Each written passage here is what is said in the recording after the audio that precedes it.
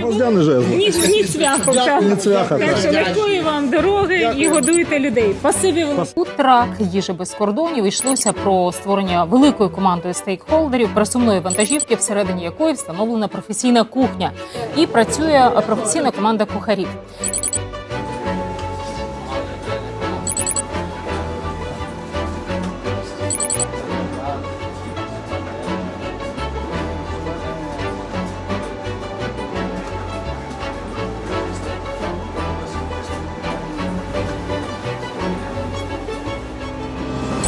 Харківську область почали закидувати капами. Зараз команда фудтраку готує гарячі обіди для постраждалих людей в Цупівці. За моєю спиною ви можете бачити наслідки. Зараз буде повторний удар, ми біжимо в укриття, як туди, швидко.